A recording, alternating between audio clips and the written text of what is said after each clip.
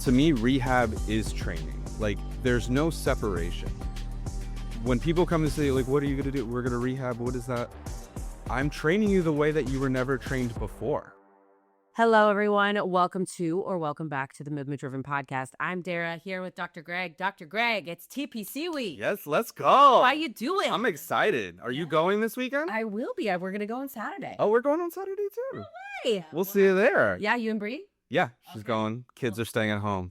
Right on. So it's Dad's day out. Yes, it was actually a birthday present from Mom and Dad. So thank you, Mom and Dad. I appreciate it. Oh, there you go. Cool. Well, in lieu of it being TPC week, we could not have a podcast episode get released during TPC week without it being golf related. No. So we got to talk about golf. That would be nonsense. Yes. And we're going to talk about increasing club head speed without hurting your back. That's a loaded topic. Yeah. I mean, we could talk about it, but the best way to go about it is, obviously come and see you. Oh, yeah. But, I don't know what you're doing if you're not coming to see me already. Exactly. So we all know that everyone wants more distance off the tee. I think that's every golfer's, whether you're a pro, amateur, just getting started, that's the main goal. For sure.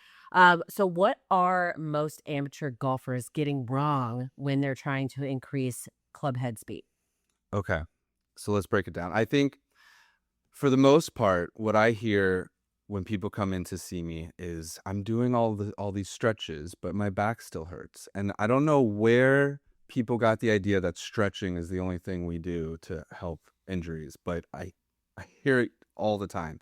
And in golf, I'll say that you do need adequate mobility to produce power, right? Like I've said this before, if you want to, shoot a rubber band across the room, obviously the more tension you create in one direction, the more potential force there is in the opposite direction. So if there's not a requisite amount of mobility, then you're not going to ever get to the strength and the speed that you want. So for sure, in the hips and the thoracic spine, which is the upper back, we need adequate mobility. We need the range of motion and flexibility. But mobility also encompasses, do we have the strength within that flexibility range of motion, right? It's one thing to have somebody stretch you and be like, your hips are moving really well. But then if I put you in your golf swing and you can't access that range of motion, what's the point? And that's where there's strength deficits, especially at the end range of your range of motion. And so we have to work on mobility, but mobility alone won't do it. We have to then incorporate speed and strength training throughout. And I think when we talk about the low back specifically, the core is not doing what it needs to. The glutes for sure are never doing what they need to, from my experience.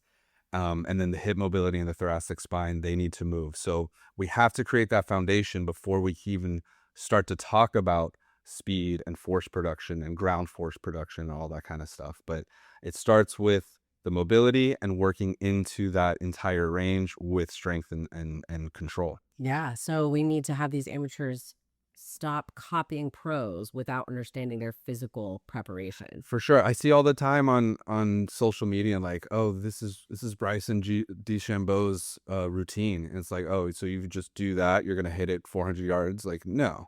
And that's probably not even his routine. That's just some Joe Schmo using DeChambeau's name to get more likes and more shares on social media. So I think what it comes down to is you need an individualized program. A lot of people want to go for the quick fix and buy the 6-week program, but if you've had injury and you've already had low back pain, then you need the expert to look at you and determine what the root cause of why your back pain's developing, and then identify the right routine for you and those issues. So it needs to be individualized for sure. Yeah, absolutely. And we talk about this so much that the mobility alone is not enough to increase your swing speed. So can you touch on that myth a little bit more? I know we just kind of talked on it a little bit, but let's kind of dive into that. Yeah. So I think for golf specifically, we've talked about this in previous episodes, but the lower back is not designed to rotate. Your lumbar spine is designed to flex and extend. It's designed to forward bend and backward bend. Your thoracic spine, which is your upper back, and your rib cage are actually made to rotate in terms of the way that the anatomy is designed, and your hips are certainly made to rotate.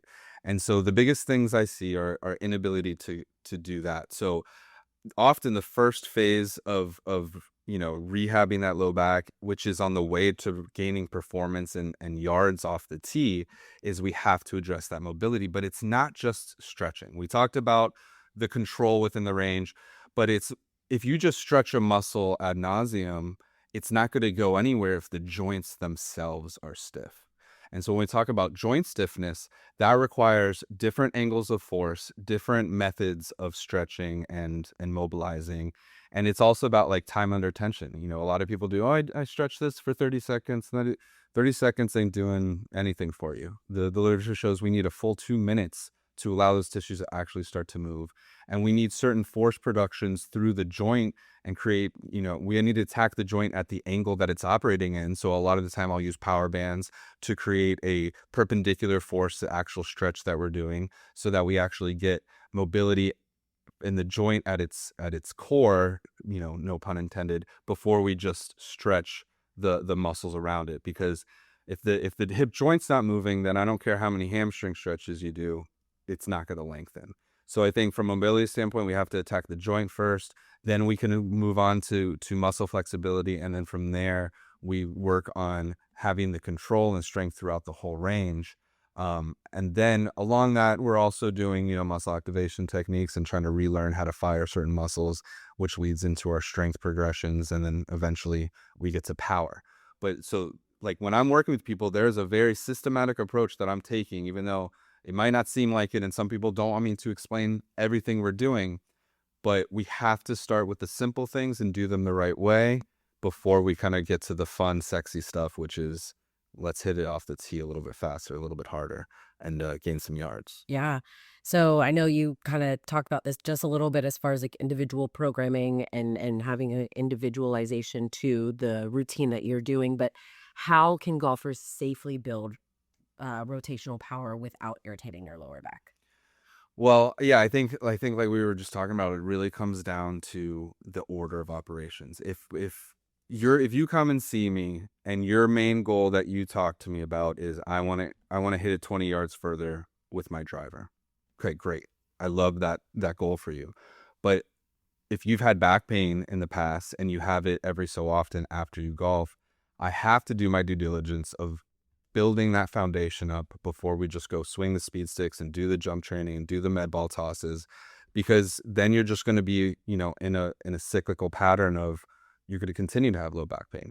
So just like building a house, we have to build the foundation first before we put up the struts and get the roof on there. So it's a matter of doing it right and being patient and understanding if you've had back pain for years, it's not going to go away.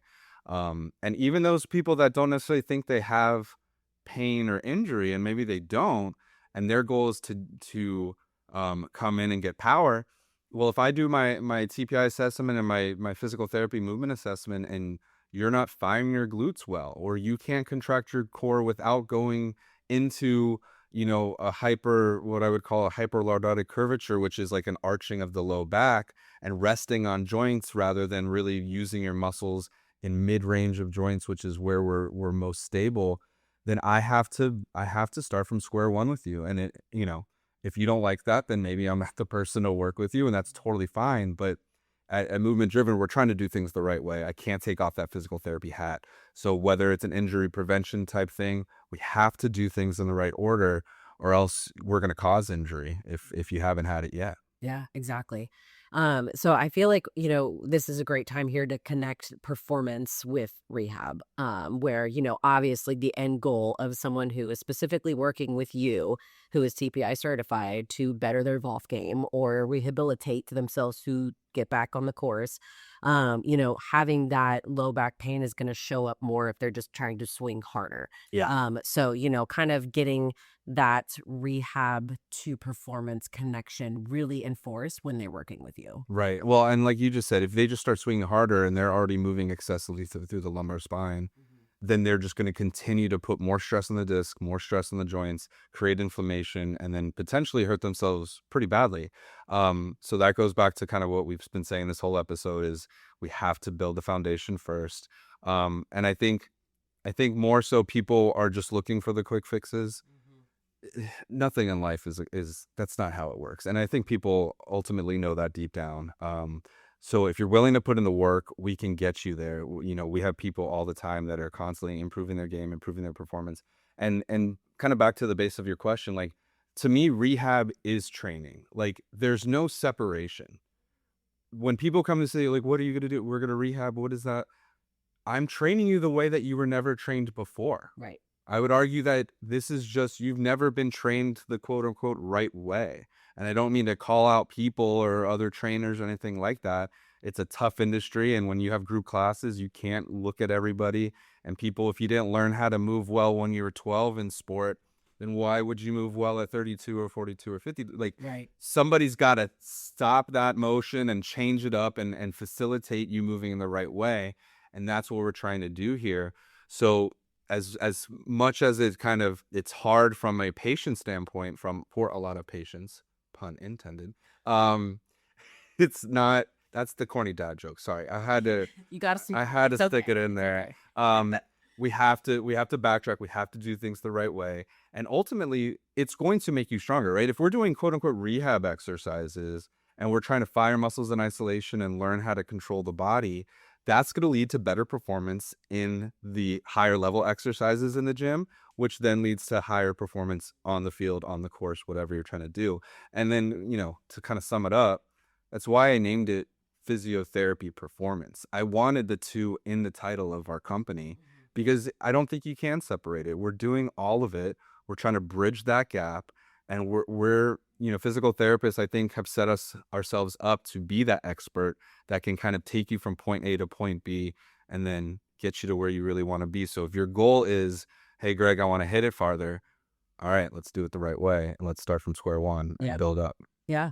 If your goal this season is more distance and less back pain, then your body needs to be trained like an athlete. And we're here to do it all. One-stop shop, baby. Absolutely. Cool. Well, before we close up this episode, is there anything else that you want to make sure that any golfers out there hear when they're listening to this episode? I would say here's what I always try to tell people. I'm not the physical therapist that you've probably seen in the past. I'm not the one that's going to put you in the corner and tell you to do some exercise and walk away. We're going to do things the right way. We're going to look at the way you're moving. We're going to teach you how to move. We're going to teach you why that's the right way. And then we're going to give you the right rehab programming and turn that into performance programming that you can do at home in between our sessions, so that over time we're actually building strength, building power, and building the opportunity for success in the long term. So if you're in the area, in Jacksonville, St. John's area, and you're a golfer and you have low back pain, then come and see us, right? We offer discounted first eval rates all the time. So find one of those, take advantage of it.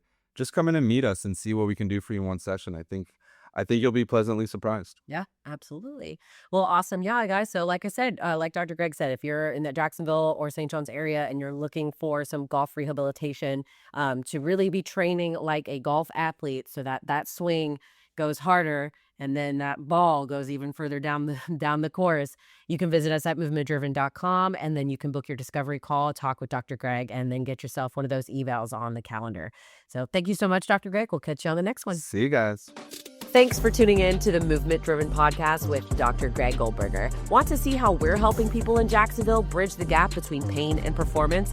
Head on over to movementdriven.com. Until next time, keep moving, stay driven.